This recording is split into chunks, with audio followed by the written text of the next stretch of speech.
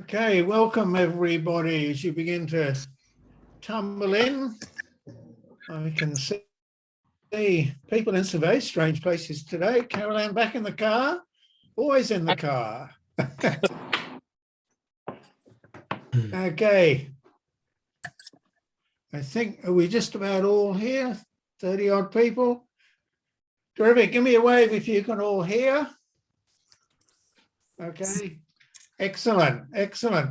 Okay, and hopefully you got our last. Hopefully you got. If everyone could please mute themselves, that would be really helpful. Thank you. Yeah, just before we start. So hopefully you all got the last minute email about, I guess, dressing up or wearing something that refers to your profile, and I can certainly see that some people got that. And later on, we'll be talking about mobile phones and make use of that. So, yeah, welcome to a very, I'm hoping, equally special, as always, special session. Now, the first thing we're going to do, as we always do, is meet in the foyer. So, with the speed of light, you're going to tumble out of this, and you're just going to imagine that you've arrived at a good old face-to-face session, and you're going to meet one or two people in the foyer, and you're going to say good day. And you'll have about 2 minutes to say good day, and then I'm going to say, come on, in here, time to start. So see you in a couple of minutes. So we'll just wait for a couple more minutes. Here they come, here they come. Oh, wow, okay. Dan, All right, so we've got Danielle Ford, love the outfit. Thank you. Yes, very smart.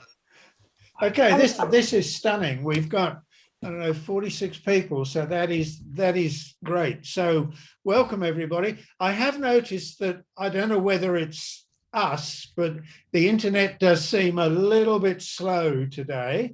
So, you know, if my voice gets, then just, or I start to move slowly, just hang on and we'll, or you can say, fill in the blanks. So yeah, welcome everybody. And I know we've got a lot of faces I recognize and some new faces, which is terrific. And we've got, where's Sarah? I saw Sarah from last time, who was asked, there she is, front and center, our star there from last time. So terrific.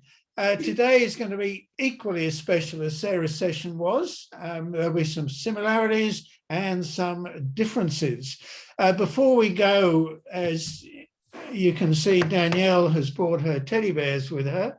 Oh, and so is Wendy. Dogs, cats, children, budgerigar, everybody is welcome.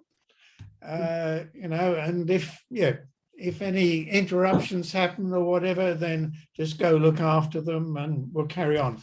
We are recording this as, I guess, a warning, perhaps. No, so we are recording it. So if you do have to go, you can disappear. What would be good, as we always do, is if you go to your picture and the three little dots and go to where it says rename and put something appropriate in your name. I've put Sydney and my profile code, but you could perhaps put what you had for dinner last night, what you're going to have for dinner tonight, what's the weather like, where you are, or you can leave it as it is.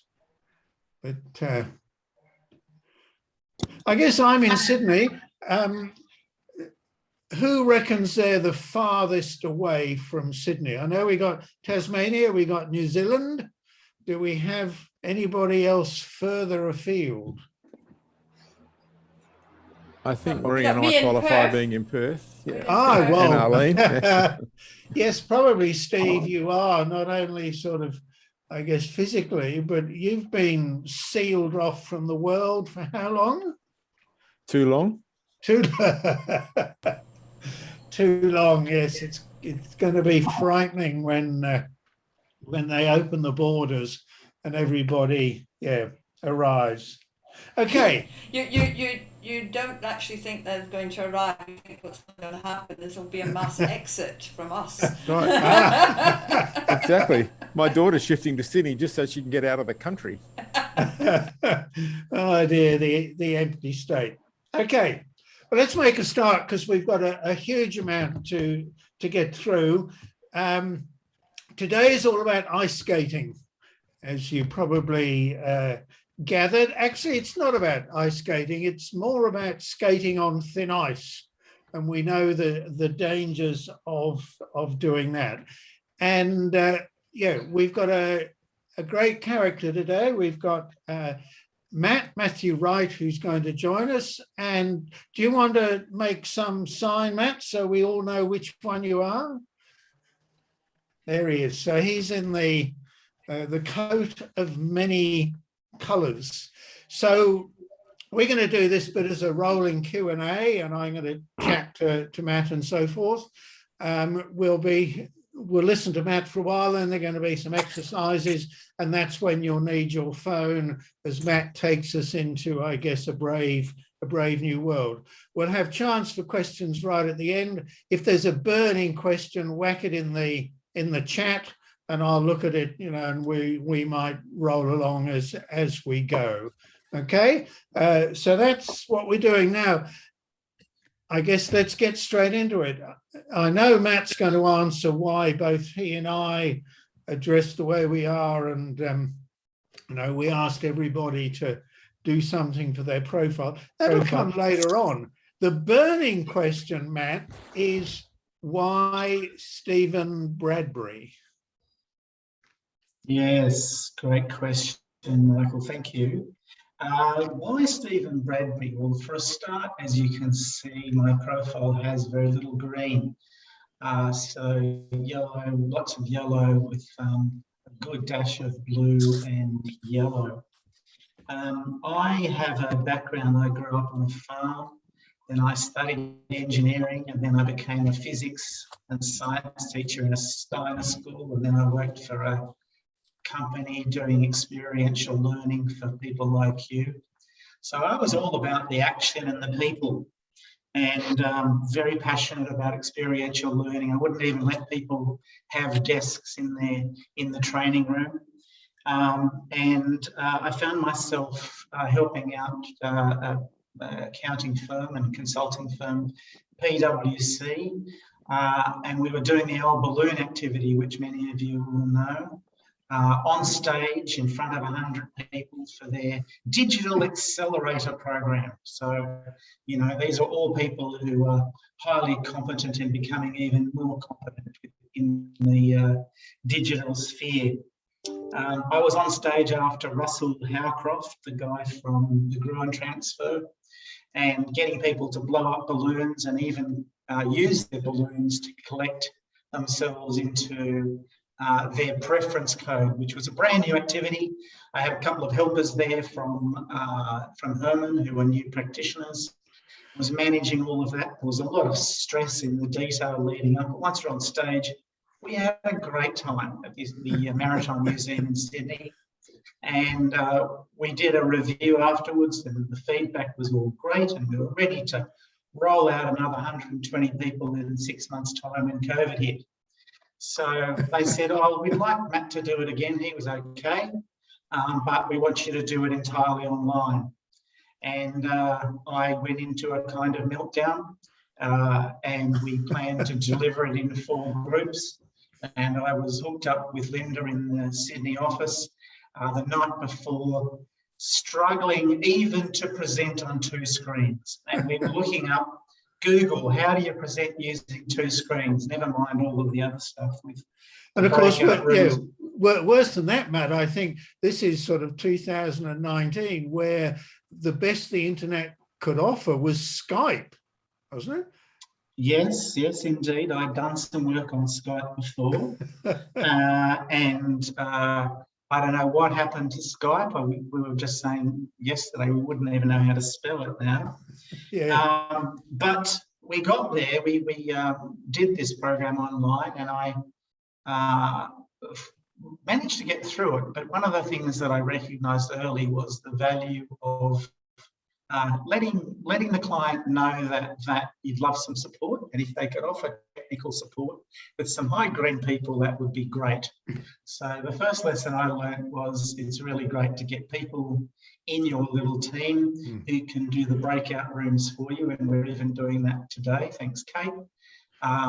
So that, as you will all know as facilitators, that your brain has to work on so many levels in terms of the content, where the people are at, the timing, never mind the chat room, the breakout rooms, the polls, and everything else that could and might go wrong. So Matt, your sort of Stephen Bradbury moment, I guess, was it wasn't so much people falling over, it was your whole world falling over when you floated through the virtual screen and kind of got away with it. When we were talking, I guess, leading up to this, you highlighted, given that, and I guess your success that you remained standing, that there have been some very significant learnings, though, that you've got out of this. Not so much, I'm not talking about the learnings of how to, use breakout rooms or anything, but real learnings in terms of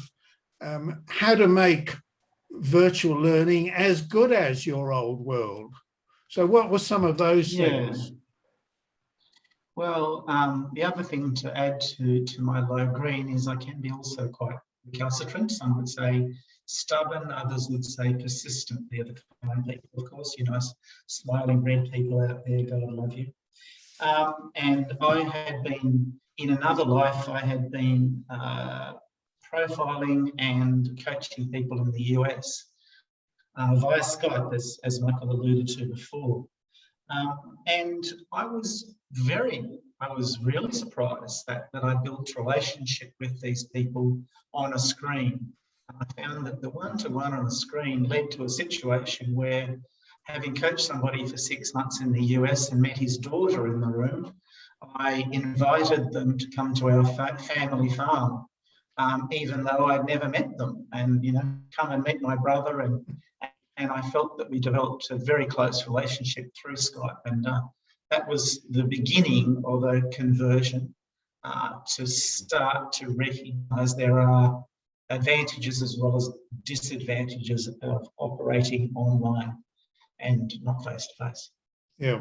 So what were some of the, as you say, the big things? Yeah. Well, there's a few things. I think one, people at home are much less defensive. So when we go into an office, we kind of put on the corporate suit sometimes, and we take on a persona that might be our work persona. But if we're operating from home, I believe we have less defences up, and therefore we don't need to do so many ice-breaking activities. People are somehow more relaxed. And I think that applies especially to people who are introverted, and I use the Jungian definition of introversion, which means, you get your energy by being by yourself if you're introverted. You get your energy by being around others if you're extroverted. Now, if you're an introverted person and you're by yourself, you're likely to have more energy at home, and you're more likely to be forthcoming when on screen, but in a group. And so when I call people out and say, would you like to contribute, Sigrid or Kirsty or Gabby, people are very, very willing to contribute off the bat. I find there's much less reticence than there is in a group. And I think a part of that's also to do with the fact that we're more equal in this environment. If you think about us, all of us are a face and a torso. So height doesn't matter, gender, not so important. The physical presence of a really big person next to a small person is not relevant. So I think we're all equal, and we're all much more forthcoming and able to share than we might be face to face. So of course there are downsides, and we can't see the whole body of a person, but we might be able to see their eyes. We can see their names. I was saying to Michael, in the physical world, I get people to have massive name tags so I can read them.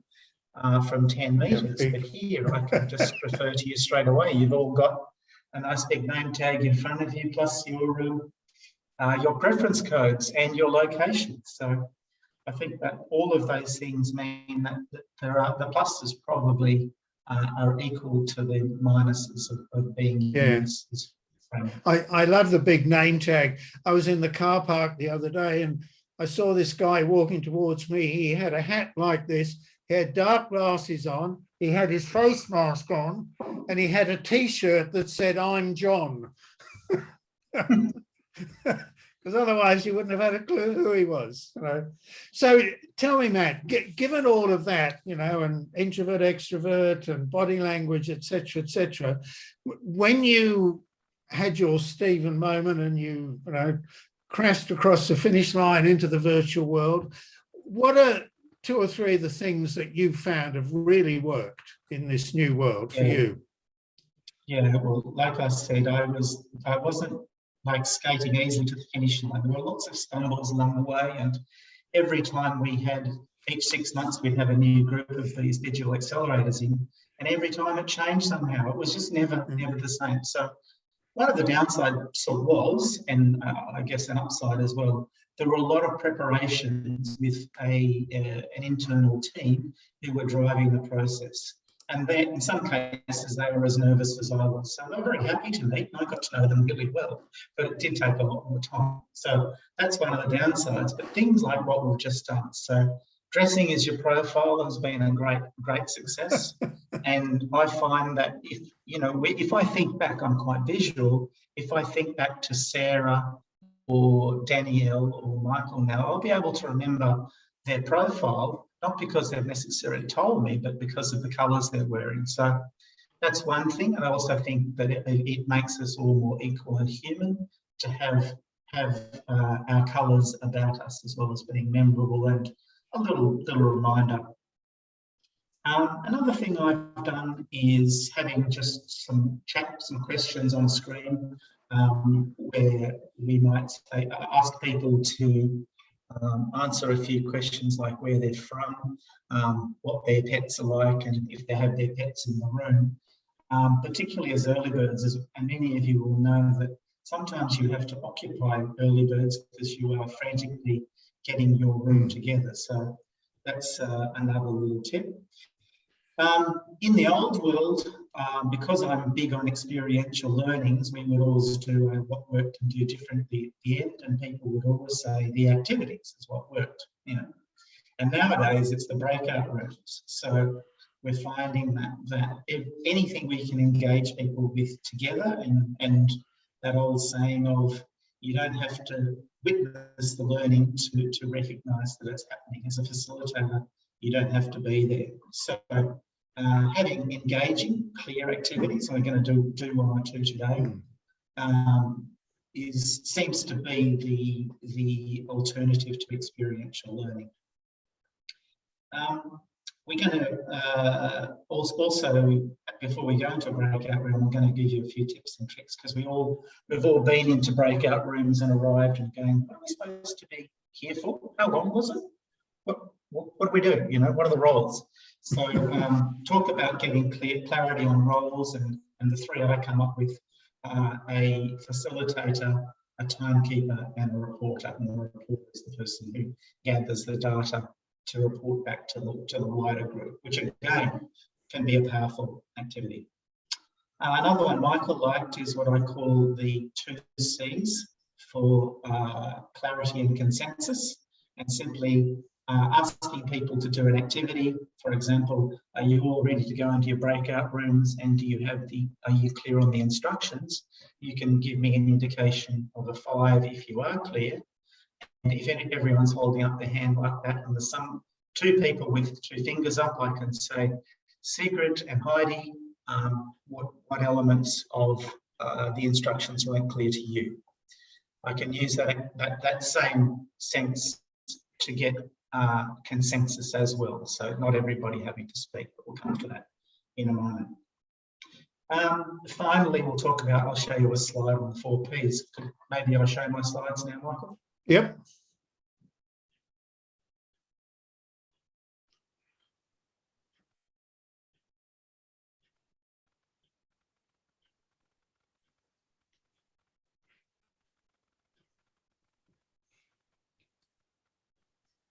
Okay, is that coming up for you? Yep, I can certainly see it as well. Better do 5, haven't I?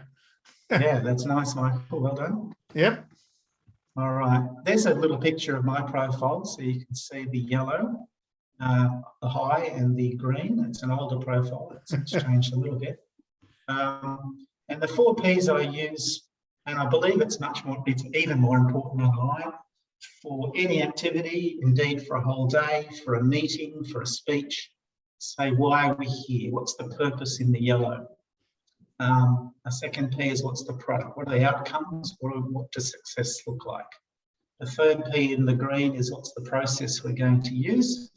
And in the red, the protocols. What are our agreed behaviours? What is acceptable? So feel free to steal that for all of your workshops. But as I said, in the online space and when you're going into breakout rooms, it's really clear to have a picture of all of those things. So the 4 Ps: purpose, product, process, and protocols.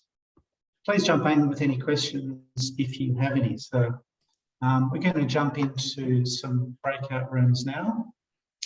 And the speed questions we're going to ask you to use, and this is an icebreaker I've been using for many years in person, that in person operates a bit like a barn dance. Your name, role, and location, the 2 most significant things about your profile, and what would you do if you didn't have to worry about family, work, or money? So you might want to take a screenshot of those questions if you struggle to remember these things. Most people do. I think, can we give them 4 minutes, Michael? Okay. What do you think? Yes, yeah, probably 3 minutes. So 3 minutes. total. Okay. Yep. This is So that's speed total. dating. Speed dating, meaning you've only got 1.5 minutes each. So timekeeper, make sure you've got one. Make sure you've got a facilitator and a reporter. So Okay, there'll be 2 to 3 people per room, depending on how it automatically breaks you out. So I'm about to open up the rooms now. Any issues? Okay, before you do, Kate, can we get a sense of people having clarity about what we're going to do? Clarity? Arlene, are you okay? Yep, great. All right, off we go. Any issues, just drop something in the chat. All right, thank you. Off we go. Yes. So, Gabby, how was the experience for you? Oh, it was good. I mean, because it is the time constraint, it's sort of quick, but it's concise, so you get to the point. Yeah, that's right. What would you share from your partner if that's appropriate? What they shared to me, or what I shared to them? Maybe start with your own. Probably that's more appropriate. I basically just talked about the profile. My profile is up on the screen there, 1112. So it was just really talking about the going across the 3 quadrants, but almost the 4, and sometimes that can be limiting, because you just, with regards to going across all the different quadrants and thinking about all the different components. So, and then unlimited resources, which is, I said I'd probably be doing similar to what I'm doing, actually, because my kids are adult now, so I don't have that, and I'm really happy with my career and what I'm doing. So, when I normally run that activity, I run it like an old barn dance, you know, a progressive barn dance, and I keep on adding 2 questions with each round, so they end up answering 6 questions. The energy in the room gets really lively and loud, so it's a great way to start the day and frankly take the pressure off yourself. So what feedback do you have about the activity? Anybody want to jump in? Christine. Hi.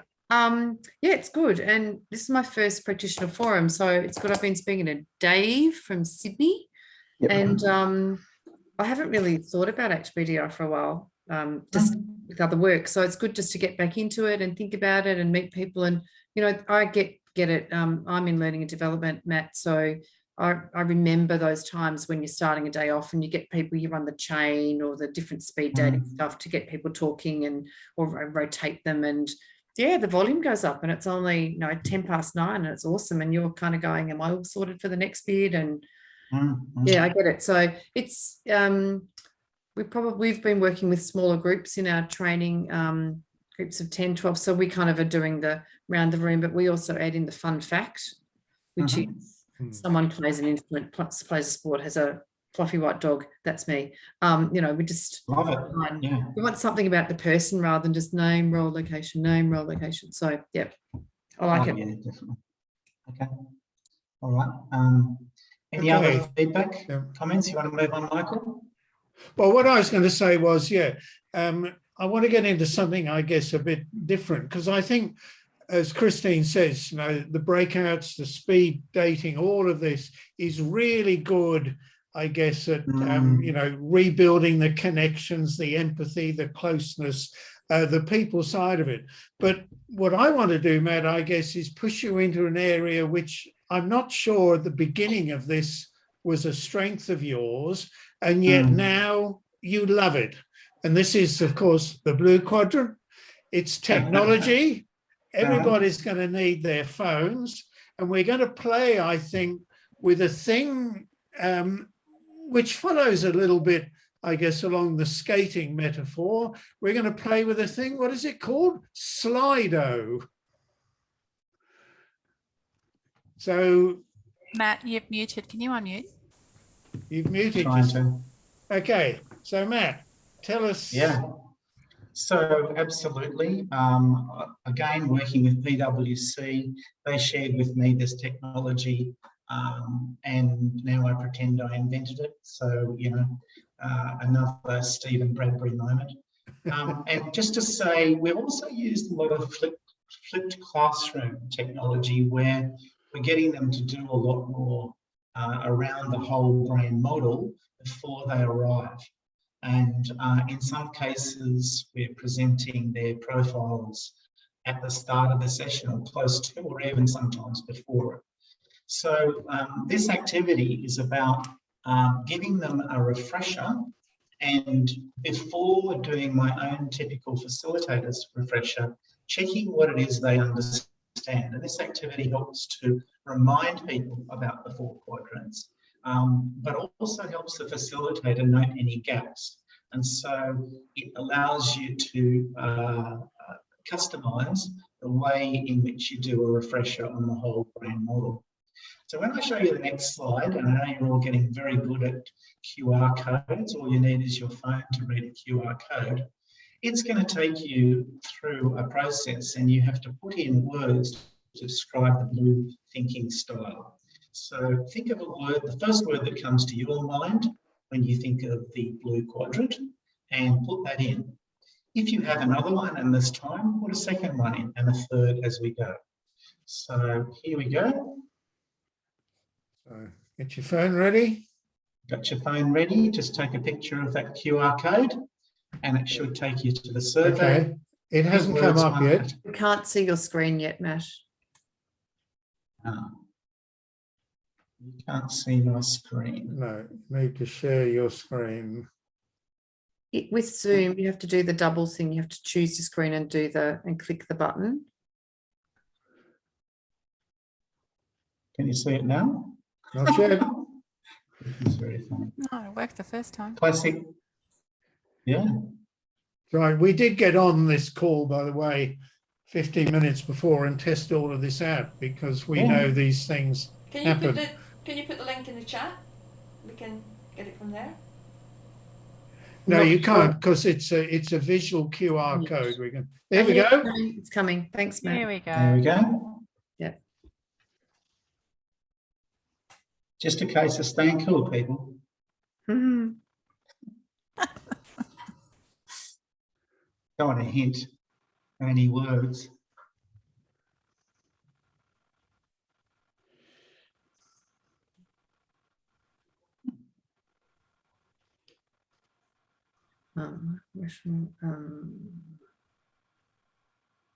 Oh, come back. 295785. Thanks for that. So numbers, fantastic.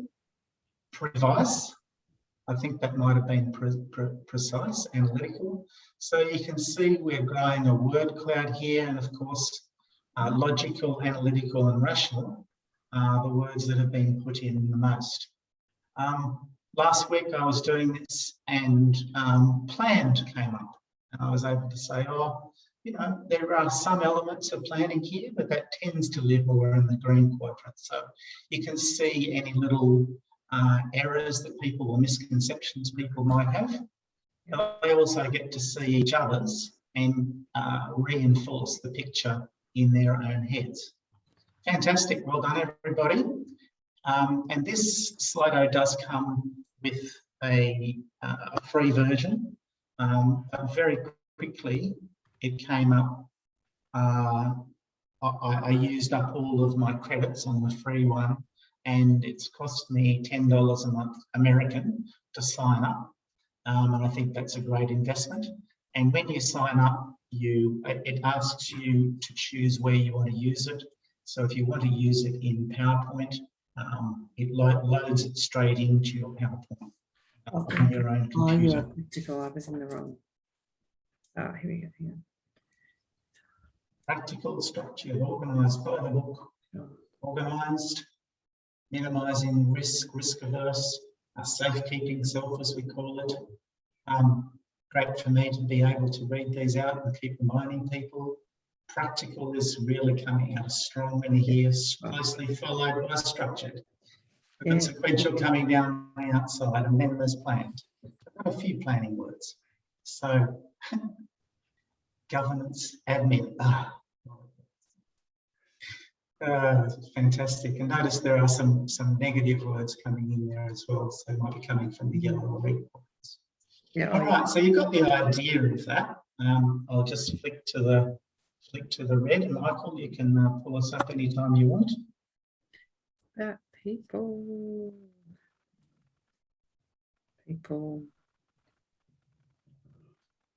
Caring, relationships, caring, people, I love it, hugging. See if we can influence. What would the blue people say about the reds? Warm and fuzzy. Fuzzy.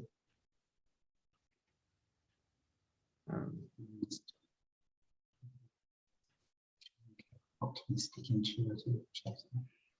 Fantastic. All right. So, I think we've got the idea. I don't think we need to do the last one. Let's leave the yellow for the moment and move on.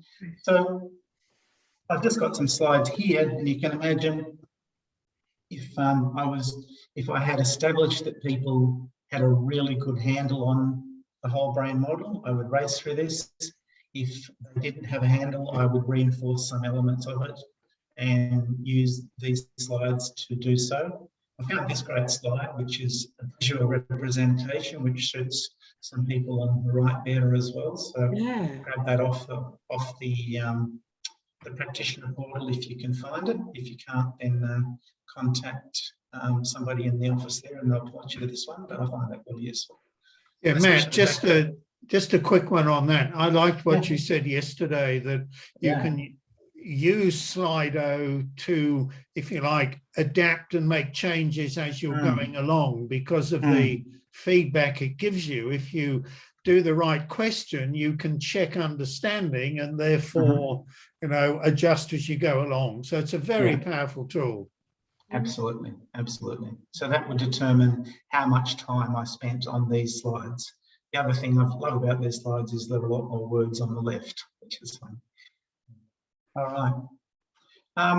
The other two uses I've found for Slidos is getting feedback at the end, but also people's actions. So if you think about it and using some of the hints that are on the screen here, what will you do as a result of today's presentation? Is there one thing you're going to do? And this is a way of getting people to action and holding them accountable.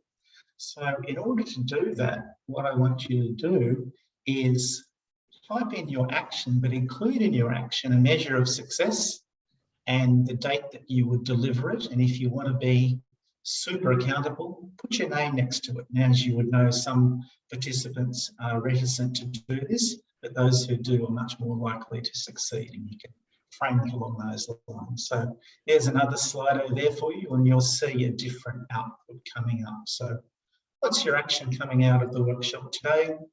What's your measure of success, and when will you deliver it by? And if you want to, put your name in, see how that works.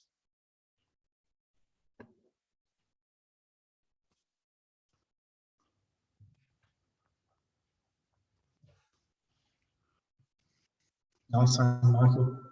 Courageous.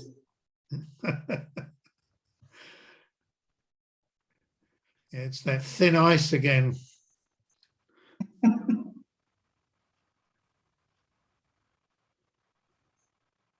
Book dinner. Find the restaurant. Date to be confirmed. Thanks, Harley.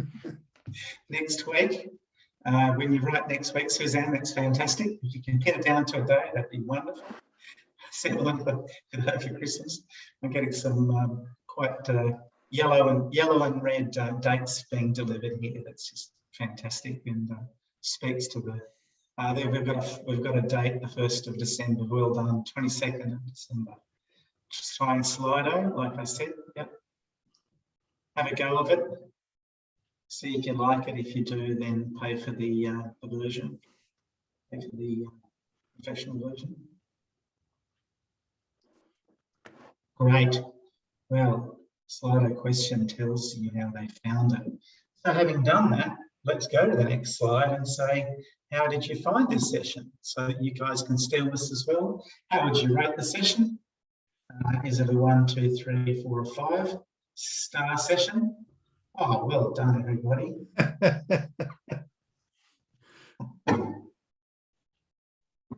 It's 70% 5, creeping up. We better stop the poll. A very kind group, Matt.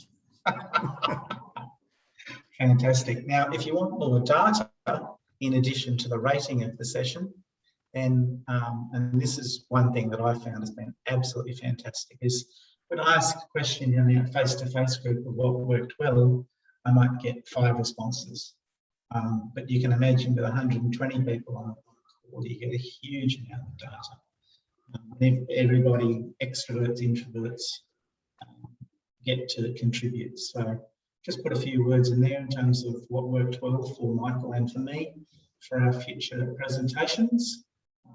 One will take the feedback, and it's an opportunity to demonstrate the use of the tools. So for every time you're doing a workshop, you can put this slide up, whether it's face-to-face or online. So that's another exciting thing I think that I'm going to take back into the so-called hybrid world.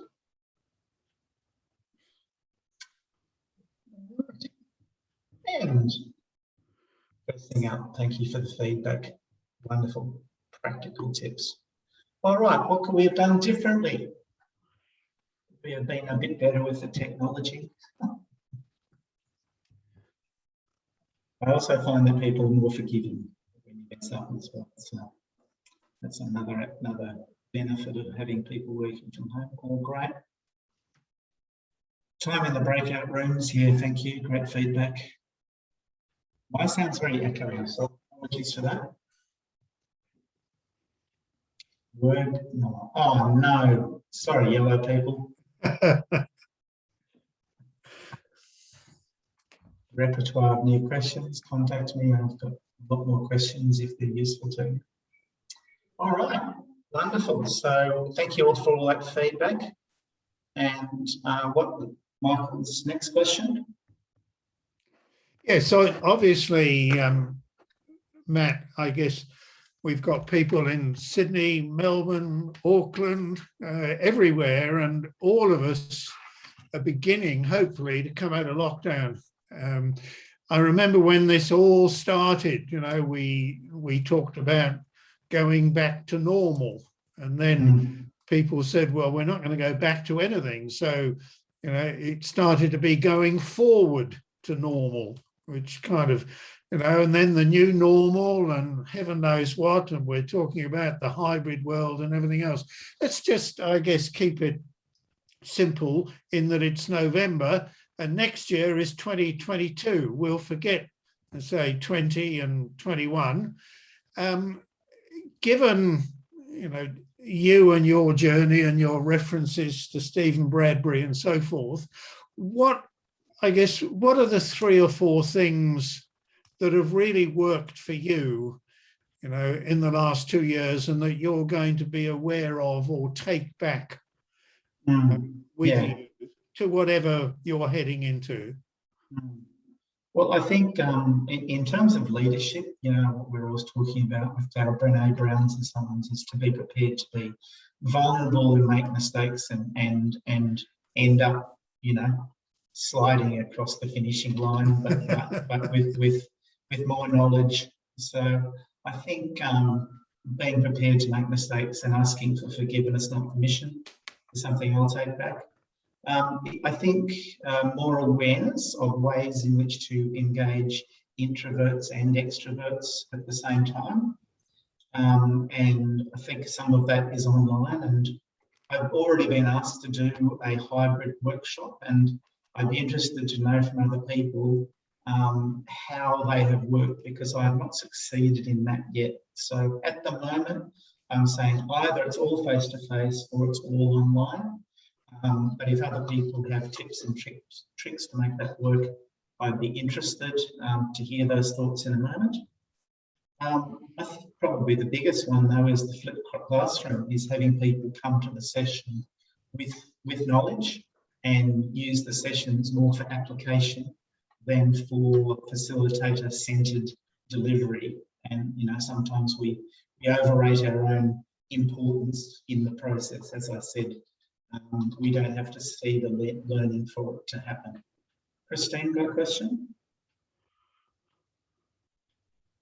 Yeah, yes, I have a bit of a comment that since we're a training unit, we run training for staff within government who work in community corrections. We've had to since last year, we had to move everything virtually, and we are looking at our learning and our learning model going forward, and we will keep a lot of it, perhaps much of it, online. And in fact, we are looking at doing some of that flipped stuff as well. And we've been using Articulate, which is an online learning tool to put particularly knowledge-based information. We have a license through, but a couple of licenses through work, and it's quite straightforward to use. And we're trying to do that and trying to change the culture so that people will actually complete these, because we found out some information that we thought people were completing them, but they're not. So I suppose there's a challenge there that we have, and I don't know whether it's similar to others, about how we encourage people to complete the learning so that when they come in, no one in the class will be disadvantaged because I've done everything and Helen hasn't. Sorry, someone mentioned Helen before. And so Helen's asking all the questions that we know and we feel a bit held back. So there's some of the challenges that we're thinking about as we move into 2022. Great stuff. Thank you. So that's really the end of mine, except to say I'll keep using Slido, whether it's face-to-face, because of the amount of data you can gather quickly. And the reality is, you know, I'm only at the beginning of my learning for what the tool and that platform can offer us. Yeah. Thanks, Michael. Okay, well, I mean, thanks, Matt. I'm not going to summarise again, you know, what's been a great session. Having said that, I will, I guess, summarise one thing, or I've certainly found that this medium has been surprisingly good at developing deep, intimate relationships and showing empathy and understanding. And I think your comments around, you know, yeah, the equality that it gives people, the introverts and so forth, is well worth, you know, remembering. Okay, it's almost sort of 2 o'clock, and I know a lot of us have to go. I've got another meeting, but I might change before I go to my next meeting. So thanks, Matt. Thanks, everybody. If you've got any, obviously, additional questions, comments, or whatever, you know, email me or Matt or whatever, and, you know, happy to to talk later on. And I guess if you're going to wave Matt goodbye, you could wave at him with 1, 2, 3, 4, or 5 fingers. But we'll see you next time.